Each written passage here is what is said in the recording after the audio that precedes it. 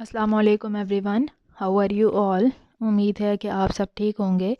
I am here with another lecture that is lecture number 99 for class 10th, जिसमें हम लोग unit number 14 यानी कि इन्वायरमेंटल केमिस्ट्री के बारे में डिस्कस कर रहे हैं।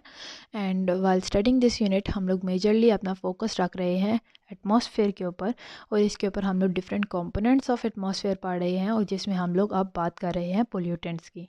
तो पोल्यूटेंट्स हमने डिटेल में दो डिफरेंट किस्म के पोल्यूटेंट्स के बारे में डिस्कस किया है, that is oxides of compounds of carbon and compounds of sulphur. हमने इनके रीजंस देखे कि किस किस वजह से ये पोल्यूटेंट्स जो हैं हमारे इन्वायरमेंट में लार्ज अमाउंट पे रिलीज़ होते हैं, और किस तरह से हमारी इन्वायरमेंट को नेगेटिवली इफ़ेक्ट करते हैं, हमारी इन्वायरमेंट को डैमेज कॉज करते हैं। आज हम लोग एक और क्लास पढ़ रहे हैं पोल्यूटेंट की, that is nitrogen compounds. Nitrogen की अगर सेपरेट बात करें, नाइट्रोजन के अगर कोई कंपाउंड्स नहीं है, खाली नाइट्रोजन मॉलिक्यूल है, नाइट्रोजन गैस है, तो आपको पता है कि हमारी इन्वायरमेंट में मैक्सिमम अमाउंट में यानी कि मेजर कॉन्स्टिट्यूएंट है हमारे एटमॉस्फेयर की गैसेस का। लेकिन जब यही नाइट्रोजन मुख्तलिफ़ रीज़न की वजह से किसी कंपाउंड में चेंज हो जाता है, स्पेशली ऑक्साइड ऑफ नाइट्रोजन में चेंज हो जाए, तो ये हमारे लिए, हमारे इन्वायरमेंट के लिए डैमेज कॉज कर सकता है, और ये क्या करता है, पोल्यूटेंट के तौर पे एक्ट करेगा, हमारी इन्वायरमेंट को डैमेज कॉज करेगा। अगर हम लोग नाइट्रोजन कंपाउंड्स देखें तो जिसमें मेनली है नाइट्रिक ऑक्साइड है, वो भी बहुत ज़्यादा हार्मफुल है, जो कि हमारे इन्वायरमेंट को डैमेज कॉज करता है, हमारे इन्वायरमेंट को के लिए हार्मफुल है, उसको डिस्ट्रॉय करता है। तो नेचुरली अकरिंग ऑक्साइड्स देखें नाइट्रोजन के, तो उसमें नाइट्रिक ऑक्साइड है, it is produced by electrical lightning in air. हम लोग सबसे पहले इसके नेचुरल देख लेते हैं कॉसेस नाइट्रोजन के कंपाउंड के। तो सबसे पहले हमने देखा नाइट्रिक ऑक्साइड। नाइट्रिक ऑक्साइड का मतलब है NO, जिसमें एक सिंगल नाइट्रोजन का और सिंगल ऑक्सीजन का एटम है। ये दोनों जो हैं, जब ये नाइट्रिक ऑक्साइड का प्रोड्यूस होता है due to electrical lightning in air, यानी कि जब थंडर स्टॉर्म्स आते हैं, बिजली चमकती है, तो उसकी वजह से एनवायरनमेंट में नाइट्रिक ऑक्साइड प्रोड्यूस हो जाती है। एनवायरनमेंट में नाइट्रोजन और ऑक्सीजन एक दूसरे के साथ मिलते हैं ड्यू टू इलेक्ट्रिकल लाइटनिंग, क्योंकि वहाँ पे टेम्परेचर एकदम सडनली राइज होता है इलेक्ट्रिकल लाइटनिंग के दौरान, तो वहाँ पे नाइट्रोजन और ऑक्सीजन एक दूसरे के साथ मिलके नाइट्रिक ऑक्साइड बना देते हैं। सो ये था नेचुरल रीज़न कि नाइट्रिक ऑक्साइड प्रोड्यूस हो सकती है। फिर ये नाइट्रिक ऑक्साइड जो है एनवायरनमेंट के लिए पोल्यूटेंट के तौर पे एक्ट करती है। पर अगर नेचुरली देखें तो कुदरती तौर पे जो नाइट्रिक ऑक्साइड बनती है उसकी कॉन्सेंट्रेशन इतनी ज़्यादा नहीं है कि हमारी एटमॉस्फेयर को हमारी एटमॉस्फेयर के लिए हार्मफुल साबित हो सके, उसको डैमेज कॉज कर सके। लेकिन अगर हम ह्यूमन बेस्ड एक्टिविटीज़ पे चले जाएं, तो वो बहुत सारी एक्टिविटीज़ ऐसी हैं जिसकी वजह से नाइट्रोजन के कंपाउंड्स बनेंगे जो कि हमारे इन्वायरमेंट को डैमेज करते हैं इन वन वे और अनदर। मैंने जिस तरह बार बार जिक्र किया, जब हम लोग कार्बन की भी बात करते हैं, सल्फ़र के कंपाउंड्स की बात करते हैं, या फिर अब नाइट्रोजन की भी बात करें, तो मैक्सिमम जो वजह है पोल्यूशन की, that is the burning of fossil fuels. Fossil fuels जो हैं ये हमारी एनवायरनमेंट में with in the earth, deep under the surface of the earth present होते हैं। फॉसिल फ्यूल्स बनते किस तरह से हैं कि बहुत हज़ारों लाखों साल पहले जो लिविंग ऑर्गेनिजम्स थे, जब उनकी डेथ हुई, उनकी डेथ होने की वजह से उनकी बॉडीज़ जब हमारी अर्थ की सरफेस के अंदर दबती चली गई, हाई प्रेशर था, हाई टेम्परेचर था, और उस वक्त जब वो डिके हुई तो वो फॉसिल फ्यूल्स में कन्वर्ट होती गई। तो ये फॉसिल फ्यूल्स हमारे लिए बहुत ज़्यादा यूज़फुल हैं, बहुत इंपॉर्टेंट हैं। ये काफ़ी लाखों साल बहुत कीमती हैं, क्योंकि ये लाखों साल लेके बनते हैं। लेकिन जिस तरह से ह्यूमन बींग्स इनका ओवर यूज़ कर रहे हैं, इनको ज़रूरत से ज़्यादा एक्सप्लॉइट कर रहे हैं, इससे ना सिर्फ हम अपनी एटमॉस्फेयर में मौजूद, हम अपनी अर्थ सरफेस के अंदर मौजूद फॉसिल फ्यूल्स को एक्सप्लॉइट करने की वजह से कम कर रहे हैं, उनकी हमने कंसंट्रेशन ओवर यूज़ करने की वजह से बहुत कम कर दिया है, रिड्यूस कर दिया इनकी कंसंट्रेशन। एक तरफ तो ये नुकसान है क्योंकि आइंदा ये हमारे नेक्स्ट आने वाली जनरेशन्स को अवेलेबल नहीं होंगे। सेकेंडली, ओवर एक्सप्लॉयटेशन की वजह से फॉसिल फ्यूल्स को जब बर्न करते हैं तो इसके अंदर बहुत सारी डिफरेंट गैसेस प्रेजेंट हैं। इसके अंदर मुख्तलिफ़ किस्म के हाइड्रोकार्बन्स प्रेजेंट हैं, मुख्तलिफ़ किस्म के इसके अंदर ऑर्गेनिक कंपाउंड्स प्रेजेंट हैं, तो जब इन फॉसिल फ्यूल्स को बर्न किया जाता है तो इसके अंदर मौजूद मुख्तलिफ जो एलिमेंट्स हैं, मुख्तलिफ कंपाउंड्स हैं, वो या तो ऑक्साइड्स में कन्वर्ट हो जाते हैं या फिर ये जो हाइड्रोकार्बन्स हैं वो अनबर्न रहते हैं और वो किसी न किसी तरीके से हमारे इन्वायरमेंट में, हमारे एटमॉस्फेयर में, एयर में रिलीज़ होते हैं। तो जब ये मुख्तलिफ कंपाउंड्स फॉसिल फ्यूल्स के बर्न होने की वजह से रिलीज़ होते हैं हमारे एटमॉस्फेयर में, तो ये बन जाते हैं पोल्यूटेंट्स, ये एक्ट करते हैं पोल्यूटेंट्स के तौर पे। जो जिस तरह के फॉसिल फ्यूल्स हैं, जैसे कि अगर हम उनकी बात करें, ऑटोमोबाइल्स में यूज़ होते हैं या फिर इंडस्ट्रीज़ के अंदर यूज़ हो रहे हैं, तो इनकी जब कंबस्शन होती है, यानी कि जब इनकी बर्निंग होती है in the internal combustion engines के अंदर जब इनकी बर्निंग होती है, या फिर अगर थर्मल स्टेशंस में देखें जहाँ पे बिजली बनती है वहाँ पे जब इनकी बर्निंग होती है, या फिर फैक्ट्रीज़ में बर्निंग होती है जहाँ पे बहुत ज़्यादा अमाउंट में कोल की रिक्वायरमेंट होती है, क्योंकि बहुत सारी फैक्ट्रीज़ हैं जो कि एनर्जी सोर्स लेती हैं फॉसिल फ्यूल से, वहाँ पे कोल को बर्न किया जाता है to get energy, to get heat, to run the factories, to run the industries. तो जब इनकी बर्निंग होती है तो एक तरीके से या दूसरे तरीके से nitrogen oxide, oxide of nitrogen, जिसे हम नाइट्रिक ऑक्साइड कहेंगे, दैट इज़ प्रोड्यूस्ड। एंड किस तरह से प्रोड्यूस होगी? जब नाइट्रोजन जो कि प्रेजेंट थी ऑक्सीजन के साथ डायरेक्टली कंबाइन करती है तो it will form 2 molecules of nitric oxide. यही प्रोसेस जो है ये नेचुरल भी है, यही प्रोसेस फॉसिल फ्यूल्स यानी ह्यूमन बीइंग की एक्टिविटीज़ की वजह से भी हो रहा है, लेकिन नेचुरली कुदरती तौर पे अगर हम इस प्रोसेस को स्टडी करेंगे तो उसमें बहुत कम अमाउंट बनती है नाइट्रिक ऑक्साइड की और वो बहुत कम डैमेज कॉज करती है या ना होने के बराबर हमारी इन्वायरमेंट को डैमेज कॉज करेगी। लेकिन अगर ह्यूमन एक्टिविटीज़ को देखें तो ह्यूमन एक्टिविटीज़ की वजह से नाइट्रिक ऑक्साइड की कंसंट्रेशन हमारी एटमॉस्फेयर में इस हद तक बढ़ चुकी है कि वो नुकसान पहुंचा रही है हमारी एटमॉस्फेयर को।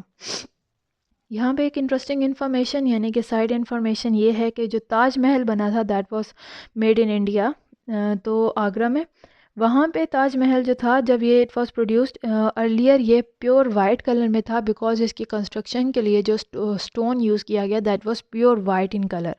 लेकिन जैसे जैसे वक्त गुजरता जा रहा है उसके कलर्स जो हैं, उसका जो प्योर वाइट कलर है वो डल होता जा रहा है, येलो में कन्वर्ट हो रहा है। और यहाँ पे मेजर रोल प्ले कर रहे हैं डिफरेंट पोल्यूटेंट्स।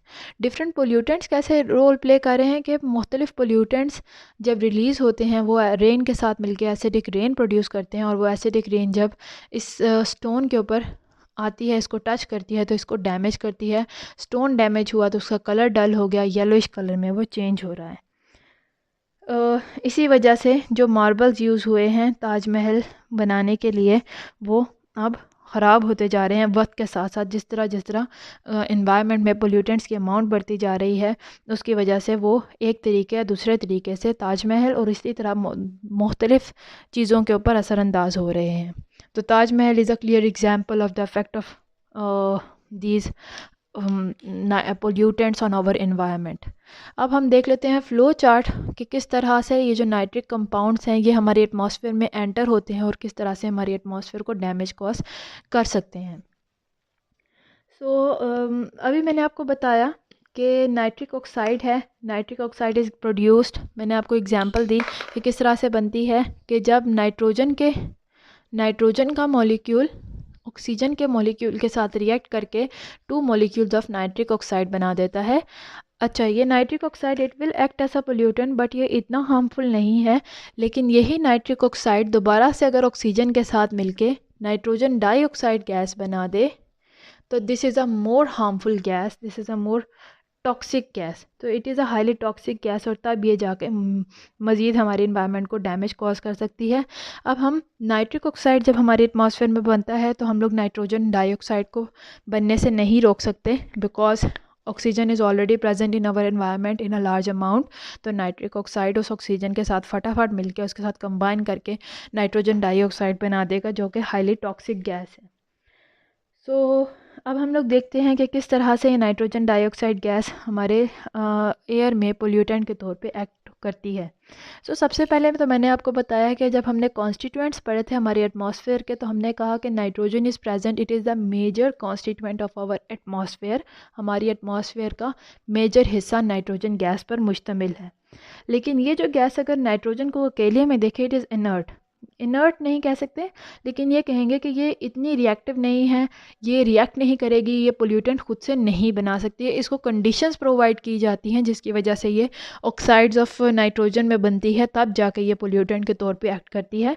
अगर वो कंडीशंस इसके लिए अवेलेबल नहीं हैं तो ये ख़ुद से ऑक्सीजन के साथ मिल के नाइट्रोजन कंपाउंड नहीं बनाएगी, ऑक्साइड्स ऑफ नाइट्रोजन नहीं बनाएगी, जो कि हमारी एटमॉस्फेयर को डैमेज कॉज कर सकते हैं। अब किस तरह की कंडीशन है? हाई टेम्परेचर हो। हाई टेम्परेचर कब हो सकता है? जिस तरह मैंने आपको बताया, कुदरती तौर पे बात करें तो इलेक्ट्रिकल लाइटनिंग है, नहीं तो फॉसिल फ्यूल्स की जो बर्निंग है, उस वजह से जो नाइट्रोजन और ऑक्सीजन है ये हाई टेम्परेचर के दौरान नाइट्रिक ऑक्साइड में कन्वर्ट होते हैं और नाइट्रिक ऑक्साइड अगेन ऑक्सीजन के साथ मिलके नाइट्रोजन डाइऑक्साइड बना देती है।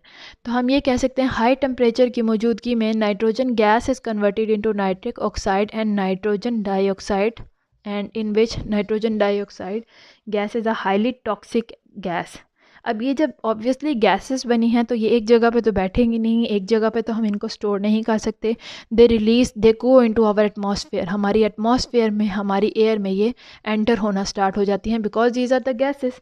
तो एटमॉस्फेयर में एंटर होंगी, और जब एटमॉस्फेयर में एंटर हो रही हैं, when they escape into our air they become pollutants. Pollutants तो बन गए। उसके अलावा ये भी, जिस तरह हमने कंपाउंड्स ऑफ सल्फ़र को अपने प्रीवियस लेक्चर में देखा था, ये भी एसिड रेन के साथ मिलके एसिड रेन कॉज कर देंगी, जिसकी वजह से हमारी एनवायरनमेंट जो है डैमेज होना स्टार्ट हो जाती है।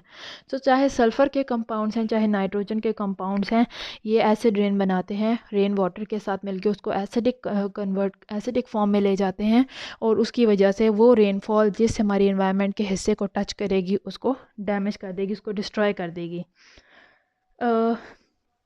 अब यहाँ पे सवाल ये है कि मैंने यहाँ पे लिखा है अपने टॉपिक में नाइट्रोजन कंपाउंड्स और आगे NOx।